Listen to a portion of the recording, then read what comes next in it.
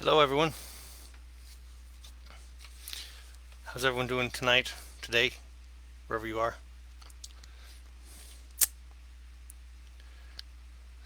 So, I'm doing another live video.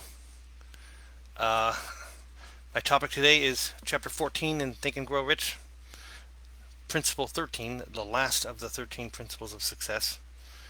It's called The Sixth Sense, the Door to the Temple of Wisdom.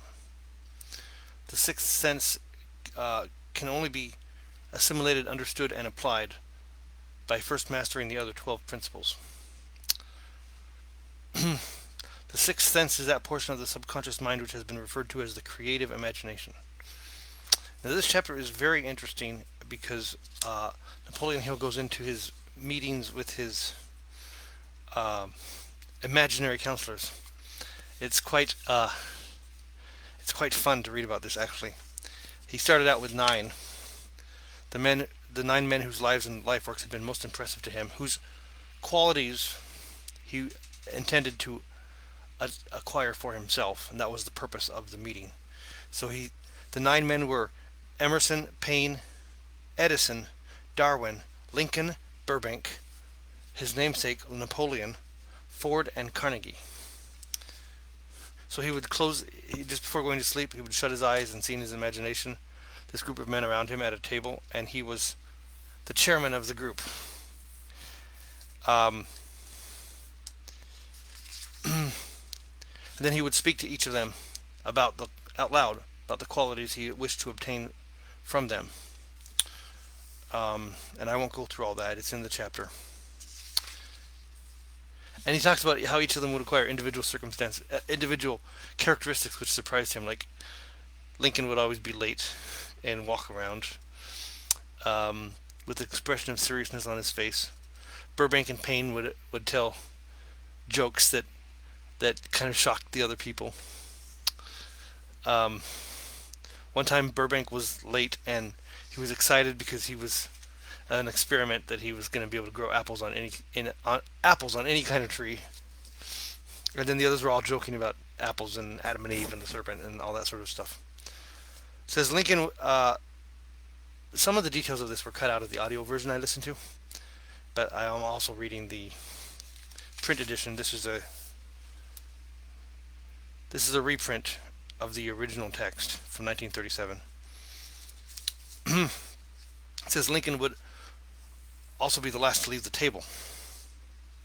And one time he got around, went to the door, came back, put his hand on his shoulder, and said, "My boy, you will need much courage if you remain steadfast in carrying out your purpose in life. But remember, when difficulties overtake you, the common people have common sense. Adversity will develop it." And then another time he had some private words from Edison, who arrived early before all the others. Um, and this happened while the real Edison was still living. And so he actually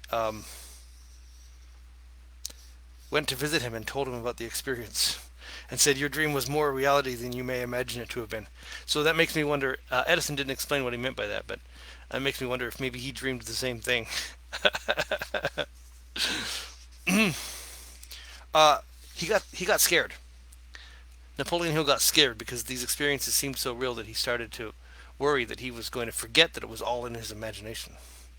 So he stopped doing it for about 6 months, and then one night Lincoln was standing by his bedside, saying the word would suiting his services.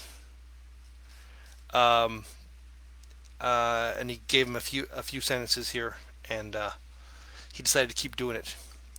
He decided to start meeting again, and then Lincoln raised a glass and said, "Gentlemen, let us drink a toast to a friend who has returned to the fold." Then he started adding new members to his cabinet until it consisted of more than 50 people. He also said when he wrote this book, that was the first time he had the courage to mention this practice of having the imaginary counselors.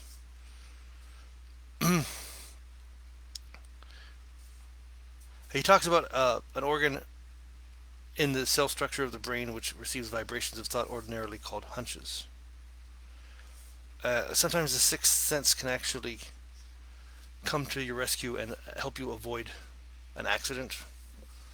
He does say there were times that his invisible counselors helped him escape peril.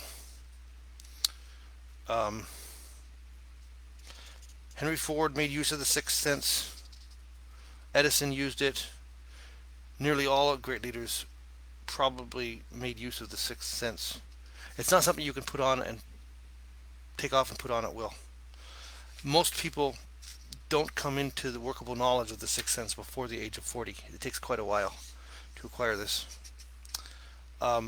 He says that he had to include this chapter um, because the philosophy of success would not be complete without it. Finally, he talks about introduces the next chapter, which is going to go into the 6 ghosts of fear, the 6 biggest fears. And that will be my study for the next week. And I want to suggest that this chapter can be a little hard to take if you haven't read the rest of the book. I would suggest you go back and read anything that you've missed if you're having a hard time believing this yourself. Obviously, Napoleon Hill believed in it very much, or he wouldn't take the risk of telling people that he was having imaginary meetings. So anyway, I really enjoyed this chapter and reading about his meetings, and I vaguely remember hearing about this before I started studying the book, but I didn't know where it was.